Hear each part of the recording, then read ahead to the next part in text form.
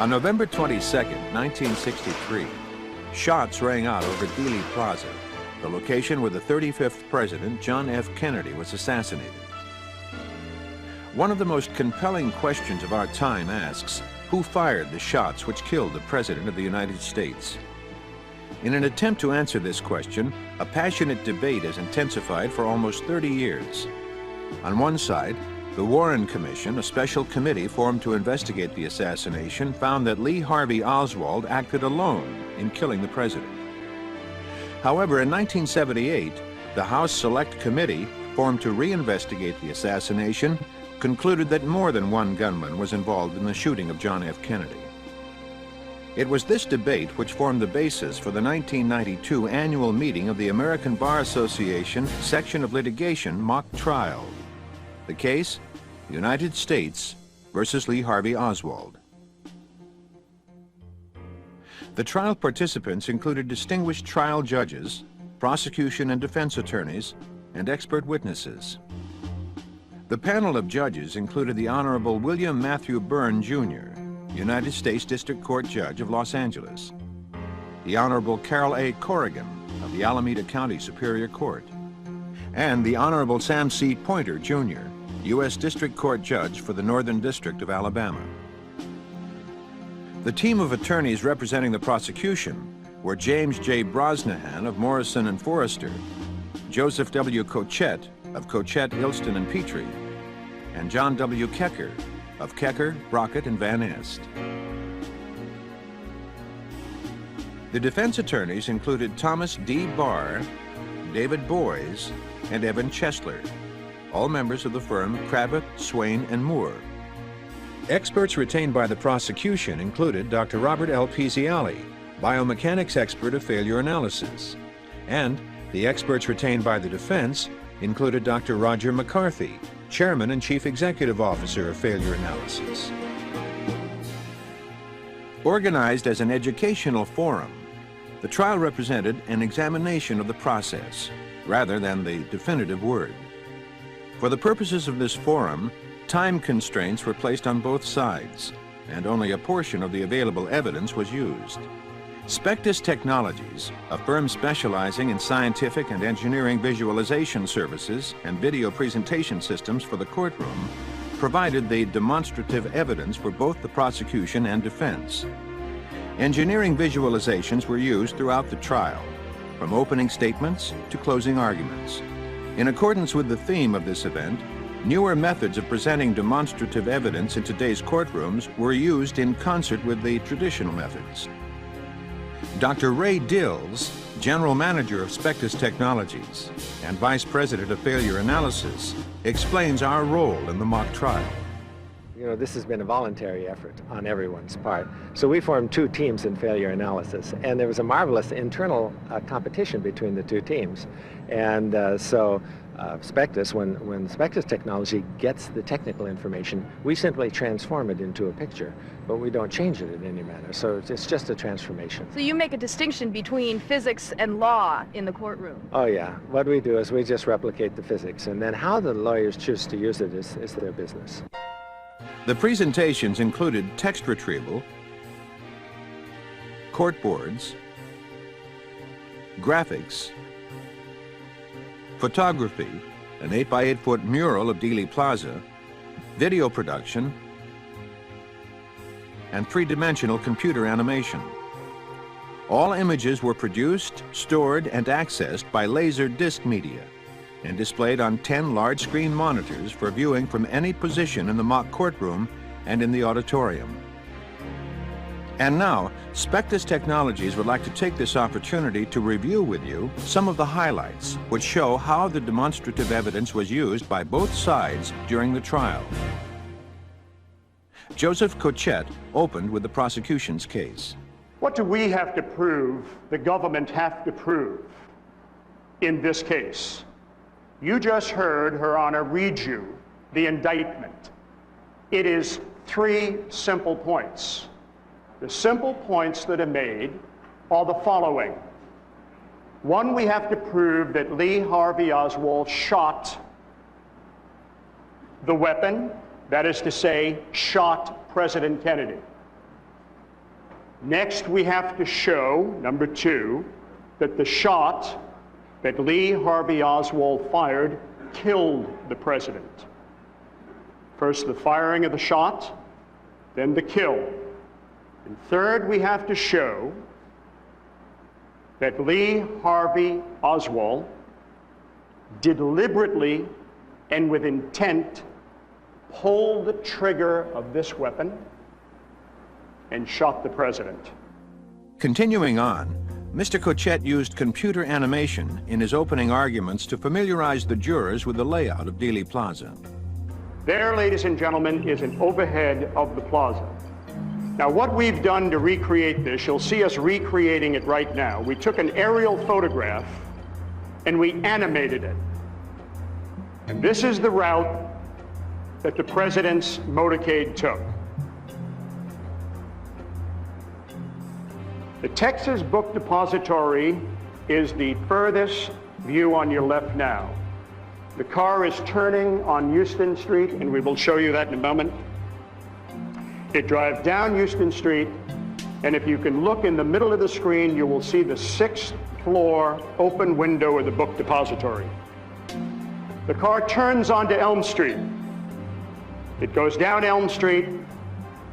The bullets are fired at him, and I will explain why they weren't fired down Houston Street. And let me show you now what we've done to reenact the close-up of the window.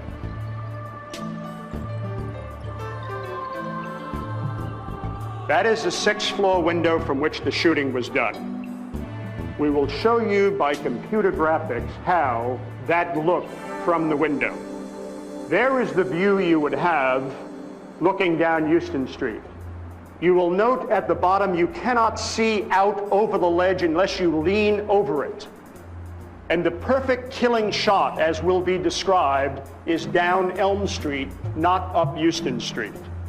And that is the shot that Lee Harvey Oswald took.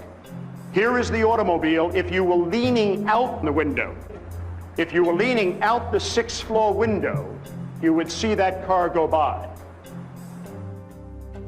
In order to support the prosecution's case, an investigation team from Failure Analysis Associates was assigned to examine the scientific evidence attempting to prove Oswald's guilt. After a thorough investigation of the available information, the team focused on the evidence which related to how many shots were fired, where the shots were fired from, and was Oswald capable of firing the shots in the time available? How many shots were fired that day?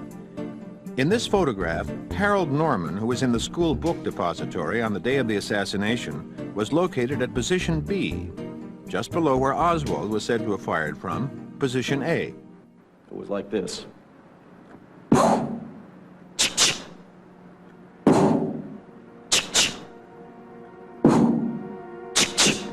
Of 171 witnesses, 132 agreed that 3 shots were fired. The prosecution said that the 3 shots were fired as the president traveled down Elm Street. The first shot missed, the second struck the president in the back, and the third was the fatal headshot. Remarkably, these events were recorded by a Dallas businessman, Abraham Zapruder, on his 8mm movie camera. This famous record of the assassination has been analyzed in great detail, frame by frame, and is the basis for many analyses of the assassination.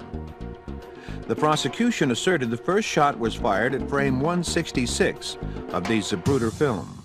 You see, ladies and gentlemen, the evidence will clearly show there were 3 shots fired, all in a period of about 8 seconds, and you will hear exactly how it could be done. It could be done in 6 seconds if you hurried the shots. Now, what you'll see here is you will see the president's arms going up. And this, tragically, is just after a shot penetrates through the back of his neck and comes out right under his tie. And what are the hands doing like that? That is a natural reflection that you will hear of his hands going up. Would you move it?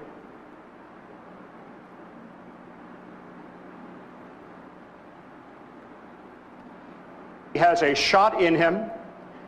Jacqueline Kennedy leans over to comfort her husband. He is slouching down and turning to the left.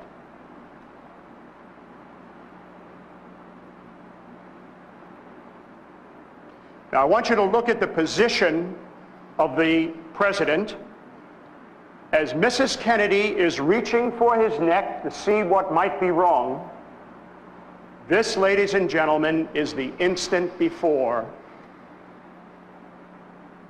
Lee Harvey Oswald takes the weapon, puts it at the back of his head, squeezes the trigger quickly, and you will now see the next frame. That, ladies and gentlemen, is the president's head receiving the fatal bullet.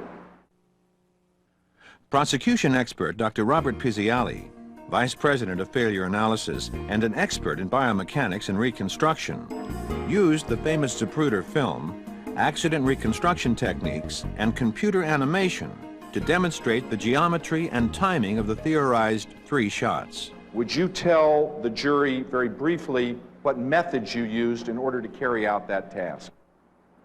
There's very little evidence for the first shots. The question is, what happened to it? If you look at the view from the scope produced by the FBI, in this area there are things that the bullet could have been deflected off of. This is actually a structure that supports a stop light, and a little further on you'll see that the president goes behind trees. So we don't know exactly what happened with that bullet, but there is the opportunity for deflection. The second shot, however, we have some evidence. I believe that a single bullet created the wounds to the president and the governor. In order for that to be true, we have to have the path of the bullet being consistent. Now, the way we did this is we had to develop the geometry associated with the shooting. We did this by creating a computer animation of Dealey Plaza. What you saw first there was an aerial photo. By using 2 aerial photos, we developed the complete 3-dimensional geometry of Dealey Plaza. We then create an engineering animation of Dealey Plaza, which is geometrically exact to within a couple of feet. We can then take photos of the buildings and do what's called texture mapping, so the facades of the building look as they do in Dealey Plaza. So consequently, through our engineering animation, we have a physically correct and a visually correct representation of Dealey Plaza. The next thing we did is we made a model of the car. The model of the car was based on dimensions that appear in the literature, plus we sent one of our staff to actually look at the limousine. We recreated the limousine, and now we can actually move the limousine through Dealey Plaza. Through the use of reverse projection techniques, Dr. Pizziali was able to accurately determine the position of the president and the governor in the car, and the position of the car within Dealey Plaza. You'll see is a fade. That's the Zapruder film. Watch the governor and the president. What you'll see is the animation has put the governor and the president in the exact same position they were in Dealey Plaza in 1963. Where does the shooter have to be? Where is the sniper that makes this shot? We drew a straight line through the president's back wound and the governor's chest wound. What we found is that the sniper has to be somewhere within that cone, and you can see that that cone is almost centered on the 6th floor Texas School Book Depository southeast window. Now, in order to see what that actually looks like, what the bullet would look like going through 2 people, I have a piece of footage here that shows that. What happens is we have the 2 people placed as you see them in the car. The bullet now starts to tumble. We do know it's tumbling because the entrance wound is too large for a non-tumbling bullet. It deflects through the chest, comes out, goes through the wrist, and enters the thigh. Dr. Pizziali continued, explaining the origin of the 3rd shot, the fatal shot to the head which killed the president.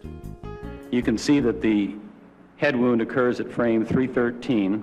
It's approximately 5 seconds after frame 224. Therefore, there's 5 seconds for a sniper to make that shot, which is more than enough time for that to occur. So what we then did was use the same reverse projection techniques, located the models in the car, located the president in the car, located the head wounds on the president, located the sniper cone, and then looked at where the individual would be to shoot the president and hit him in the back of the head. And again, when you look at that cone, it heads right back up to the 6th floor, northeast corner of the Texas School Book Depository.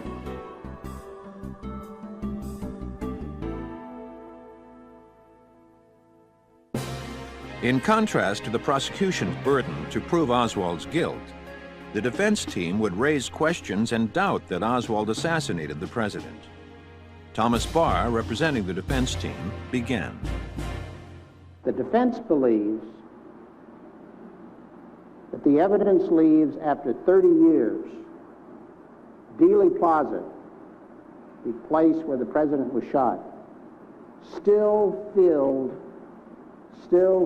with the doubts about what happened, as it was on the day that the president was shot. And we believe those doubts are such that in this case, where the government has the burden of proving to you beyond a reasonable doubt, we will submit to you that it cannot carry that burden, that despite every effort, it cannot put the pieces together in a way that a reasonable person will say, aha, I see they fit. In order for the defense to succeed in establishing reasonable doubt, Dr. Roger McCarthy, president of Failure Analysis and an expert in mechanical engineering and ballistics, was consulted to investigate Oswald's action as an assassin. The discussions focused on Oswald's marksmanship, the weapon used, and the selection of shots which Oswald was alleged to have chosen. Well, when he was in basic training, he barely shot sharpshooter. By the time he had to re-qualify, he barely shot adequately to stay an active duty Marine. He was 191 over the minimum of being 190. That would be called a marksman.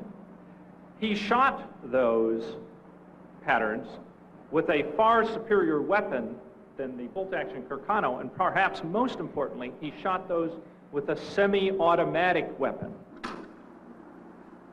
The testimony that you will hear is that this weapon is basically a piece of junk. It is not anything like the rifle that Lee Harvey Oswald used when he was in the Marine Corps to score the hits that Mr. Kachet told you about. This is a piece of junk. This sold at the time for $25. It sells today for something like $36. And the reason that we will tell you that this is a piece of junk is because it is very difficult to believe rationally that a person who set out to assassinate the President of the United States would use a piece of junk. It is an unfortunate weapon. It is not well made. It was obsolete the day it was produced. It is a rough working record. The bolt works rough. The trigger is not even in pull.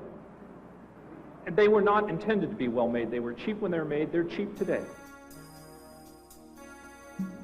Using computer animation, Dr. McCarthy explained the view and shot selections available to Oswald from the 6th floor of the School Book Depository. The best shot he would have had at the president who was coming head on was as he came up that street. And you can see that now every vital organ of the president is exposed to the shooter in the repository, and at the closest point in that shot, he's got a shot of 86 feet.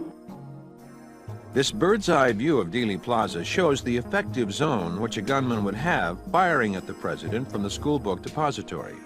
However, the defense alleged that several gunmen were involved, which would increase the effective firing zone.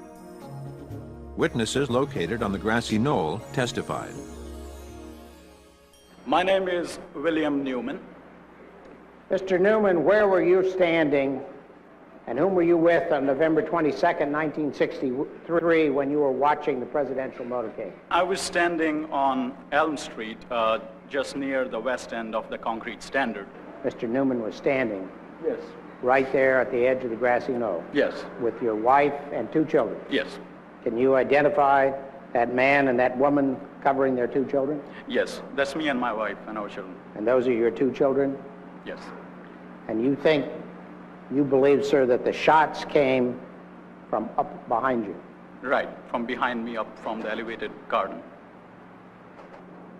Where were you on November 22nd as the Kennedy motorcade turned into Dealey Plaza? I was standing in the middle of the overpass over Elm Street. Now, again, on this same overhead we've been talking about, the same overhead shot, there is a marker agreed to by counsel that says S. Holland, which is right in the middle of the overhead. Is that where you were standing, sir? Yes, it is.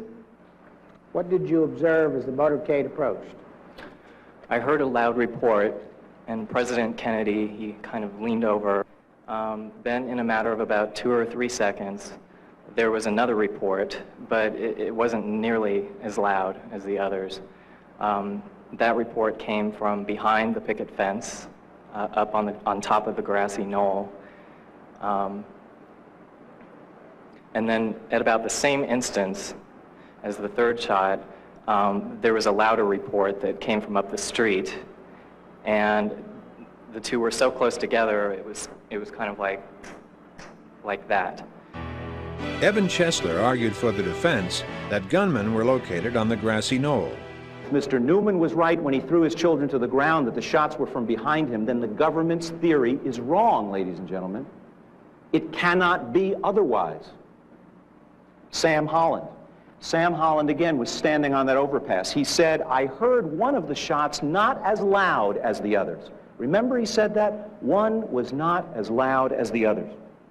He said, it came from behind the picket fence on the knoll. He said 2 police officers came running up. One of them drove his motorbike halfway up that little hill in front of that tree where Mr. Arnold was standing. He threw his bike down, he pulled his revolver, and he went charging up the hill, and the other officer went charging up the hill. What were they charging after, ladies and gentlemen? It was now time for final arguments. First, the prosecution team. And as the president drove down Houston on streets with American names like Main Street and Houston and Elm, he took this gun,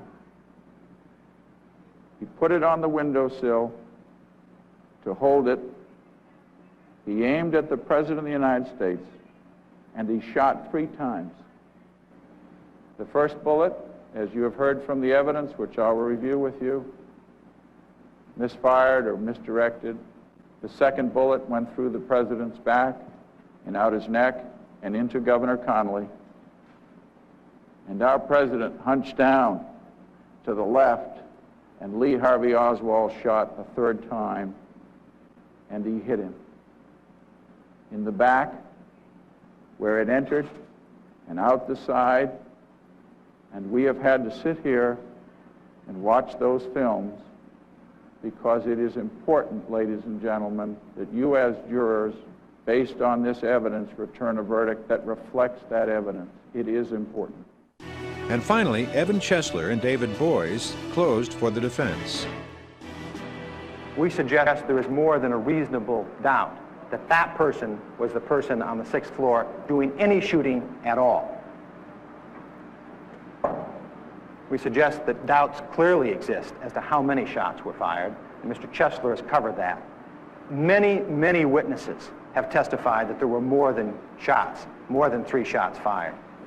And the prosecution depends on there only being 3 shots fired, because unless they can demonstrate that there were only 3 shots fired, they can't show you, they can't prove to you which shot killed the president. There is also more than a reasonable doubt as to how many shooters were there. Was there only the single shooter that they say, or were there many shooters? Miraculously, he accounted for the lead factor, he accounted for the defective scope, he accounted for the fact that he had to operate that bolt and move the gun away from his eyes every single time he did it. You go into that jury room and try to hold this rifle at your eyes, look through it, see something through it, aim it, and try to operate that bolt without ever losing sight of the target and pull the trigger. Do it. I've tried to do it. I can't do it. The jury deliberated for 2 hours. and 7 of the 12 jurors voted to convict Lee Harvey Oswald, while 5 voted that a reasonable doubt did exist. I just cannot believe, short of something miraculous, that he could fire that rifle with a poor scope, with a lead time, at a moving target, getting that second bullet off in that short period of time. What was it, a couple of seconds? I'm ready to find for the prosecution on a lot of the same issues that he brought up, that he was a proven marksman.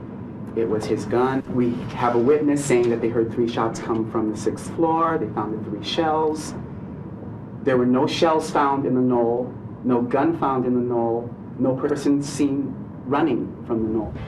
The jurors were then asked by noted trial researcher Dr. Donald Vinson, of all the evidence you saw, what is the one piece of evidence that most clearly stands out in your mind?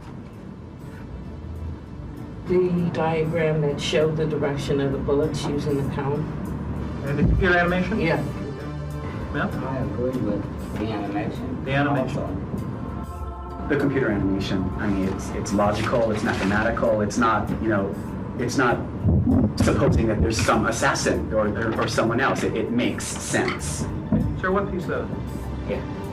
Computer animation combined with the stipulation. I think the computer animation, but not the one where it showed the 3 cones, the one where they superimposed then the other one that said, okay, this is where it could have been if it had come from the grassy knoll, and they showed the white with the yellow, and it laid right on top. I just felt that fit in there. Okay. Computer and animation. Animation, sir? The computer animation based on the film. The computer animation based on the Zapruder film. Okay, ma'am? And Dr. Pizziali's, all of his testimony. The killing bullet, the 3rd shot, the fragments found on the bone.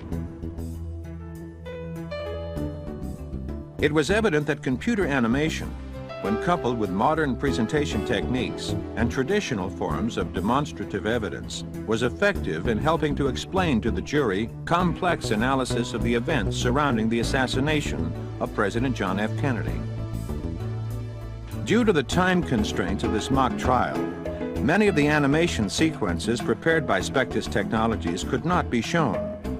In fact, one of the most compelling examples of animation is the reenactment of what Lee Harvey Oswald would have seen and heard as the 3 shots were fired at the presidential motorcade. In order to recreate the scene, the characteristics of the rifle and scope were measured. Dr. McCarthy of Failure Analysis performed a field test using an exemplar rifle in order to determine the speed at which the rifle could be operated and to measure the motion of the rifle through the fire-reload sequence. The data for the timing and motion of the rifle was then entered into the computer and synchronized with the timing and motion of the presidential motorcade. Using a 3-dimensional representation of Dealey Plaza, the computer model of the Carcano rifle was placed in the 6th floor window of the school book depository. Finally, by simulating the view through the rifle scope and adding the audio track of the recorded rifle shots, the reenactment could be created. No one knows the precise timing of the alleged 3 shots that day. However, 2 different timing sequences are widely accepted. Based on the evidence presented by the prosecution, 3 shots were fired within 8 seconds. Let's see what the view through the scope looks like if 3 shots are fired within 8 seconds.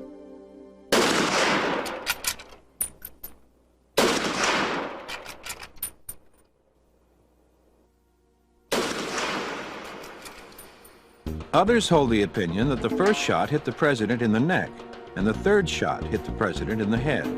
Thus, Oswald would have had only 5 seconds to fire the 3 shots. By entering the new timing into the computer, we can see the difficulty Oswald would have had to make all 3 shots within the 5 seconds.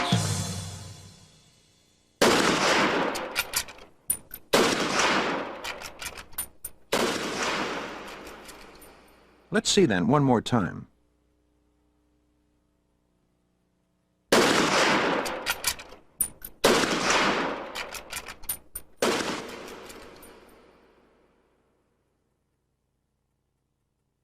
From the detailed timing of the shots to the larger question of who fired the shots, this historic debate continues.